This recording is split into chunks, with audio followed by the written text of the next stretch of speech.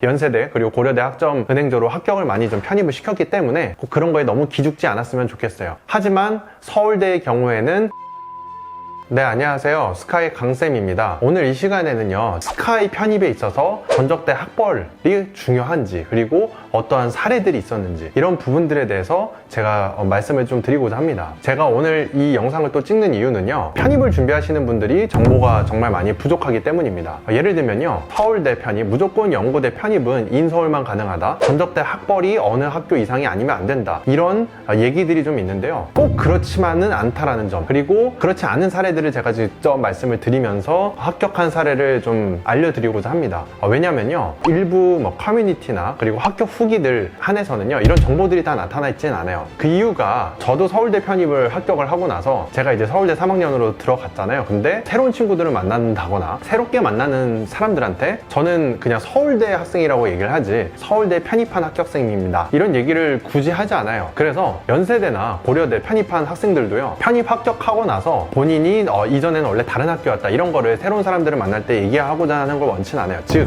그들이 본인의 정보들을 많이 감추는 건 사실입니다. 하지만 이 중에 일부들은요, 유튜브나 혹은 커뮤니티나 얘기를 할 수가 있는데, 그런 일부의 사례들 때문에 절대 어느 학교는 지원을 못한다든지 어느 학교는 절대 불가능하다든지, 이런 얘기들에 대해서는 그걸로 꼭 판단을 하진 않았으면 좋겠다는 점, 따라서 이 영상을 보시고 여러분들이 여러 가지 좀 판단을 하실 수 있는 그런 정보, 그런 근거 중에 하나로서 좀 봐주셨으면 좋겠습니다. 우선요, 서울대 편입에 대해서 제가 좀 말씀을 드릴게요. 제가 서울대 편입했을 때 전적대학은 경기도에 있는 사립대학이었습니다. 이거는 이제 제가 앞선 영상에서도 다 말씀을 드렸었고요, 일부 공개할 수 있는 수준에서는요, 인서울에서는 제가 국숭세단 라인에 있는 학생도 합격은 사실 시켜봤습니다. 그렇지만요, 제가 이렇게 국숭세단에 있는 학생이 서울대 학사 편입을 합격시키는 데 있어서 기여했다고 해서 대학 출신들이 저한테 왔을 때 제가 무조건 그런 학벌도 가능합니다 라고 얘기하기는 당연히 힘들 수 있죠. 왜냐면 서울대 편입을 이제 평가하시는 면접에서 들어오시는 교수님들이 매년 사실 다르기도 하고, 지원자들도 각각 스펙들이 다르기 때문에요, 어느 연도에는 이러한 좀 라인의 학벌의 학생들도 충분히 가능할 수도 있고, 상대적으로 좀 밀릴 수도 있고, 이런 다양한 변수 요소들이 있지만, 제가 일부 또 다른 문과 계열에서도 합격자들을 봤을 때 서성한 라인에 있었던 그런 졸업자들이 지원을 해서 합격을 했던 사례들을 종종 봤던 것도 사실입니다. 그리고요, 이거는 제가 이제 와서 좀 말씀을 드리는데요, 서울대 편입이 어떻게 있었는지, 가능했다라는 거에 대해서 제가 알게 됐던 사례도요, 서울에 제가 어떤 그 인쇄 프린트 하러 갔었어요. 제가 프린트 하러 이제 맡겼던 그런 인쇄물이 나오기 전에 다른 사람의 어떤 합격증이 있었어요. 그래서 저는 이제 너무 놀랐었고, 이제 학생이 과 잠바라든지 이런 걸 봤을 때 사실은 한양대 출신이었거든요. 그래서 그런 부분들로도 봤을 때 서성안에 있는 아이들도 서울대 편입을 많이 준비하는 건 사실이다, 이런 부분들을 좀 볼 수 있고요. 저한테 또 문의가 가장 많이 오는 분들 중에요, 학점은행제 출신인 분들도 있어요. 해외에 명문대를 다니시면서 한국에 불가피하게 들어왔어요. 그리고 어쩔 수 없이 학교는 이제 졸업은 해야 되는데 일반 편입으로 편입이 안 되는 상황에서 학은제를 통해서 학사학위를 만들고 서울대나 연고대를 좀 지원하시는 분들이 많이 계셨었어요. 그래서 그런 분들을 온전히 학점은행제로 봐야 하는지, 아니면 외국의 명문대에 나왔던 그런 이력들도 좀 어느 정도 겸허해야 되는지, 이런 부분들에 있어서는 저는 같이 좀 고려를 하는 것도 어느 정도는 필요하다고 생각을 합니다. 그리고 연세대, 고려대 편입에 있어서는 제가 정말 좀 더 다양하게 전적대 학벌에 대해서 얘기를 좀 해드릴 수 있습니다. 물론 제가 키워하는 학생 중에 서성한 출신도 많고 중경예시 출신도 많고 건동 출신도 많은 건 사실인데요,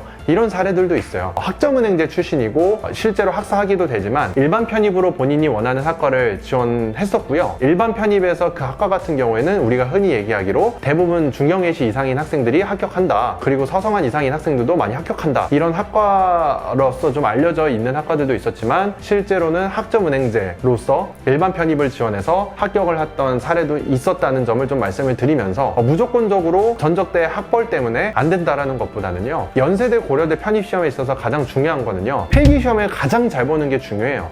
연세대 같은 경우에는 1차 서류가 66%고요, 고려대 같은 경우에는 60%로 알려져 있어요. 물론 연세대 33%, 2차에서 이거는요, 서류 이런 부분들이 있고, 작년에는 이제 코로나여서 없었지만 학사 편입 같은 경우는 원래 면접도 보거든요. 그래서 서류나 면접을 통한 게 33%였고요. 고려대 같은 경우에는 작년에 이제 코로나로 학사 편입만 면접을 실시했지만 원래는 일반 편입도 면접을 실시를 했었어요. 그게 1차 60%가 필기시험이었고요. 2차에서 서류랑 면접이 40%였어요. 그래서 이 1차 필기시험을 정말 잘 본 상태에서 2차까지 잘 준비를 하신다고 하면 여러분들이 물론 이제 지방 국사립 때 학점은행제인 분들이 많이 불리하다고 생각을 할 수도 있지만요, 학벌 때문에 떨어진다기보다는 1차 시험이 아무래도 성적이 더 낮았을 수도 있고요. 전적대가 이름이 좀 있다고 해서 무조건 시험을 다 잘 보는 건 아니지만 그래도 그 20몇 년 동안 또 공부들을 하는 습관에 있어서 좀 더 익숙하시기 때문에요, 그런 필기시험 자체를 좀 더 잘 봤을 수도 있다는 점을 여러분들께서는 조금 같이 생각을 해주셔야 된다고 생각합니다. 따라서 여러분들이 이제 서울대, 연세대, 고려대 편입 준비하실 때 물론 전적대 학벌이 좋은 사람들이 많이 지원하는 건 사실입니다. 그리고 실제 합격자들이 그런 친구들이 많은 건 사실이지만 꼭 내가 전적대가 안 좋다고 해서 지방대라고 해서 학점은행자라고 해서 무조건적으로 불가능한 건 아니니까 1차 필기시험을 어떻게 해서든 잘 볼 생각을 하시고요. 2차에서 서류랑 그 다음에 스펙 이런 걸 잘 기반으로 잘 준비를 하셔서 면접 전형까지 있다면 면접까지도 잘 준비하신다면 저 같은 경우에는 유난히 학점은행제인 친구들도 연세대 그리고 고려대 학점은행제로 합격을 많이 좀 편입을 시켰기 때문에 꼭 그런 거에 너무 기죽지 않았으면 좋겠어요. 하지만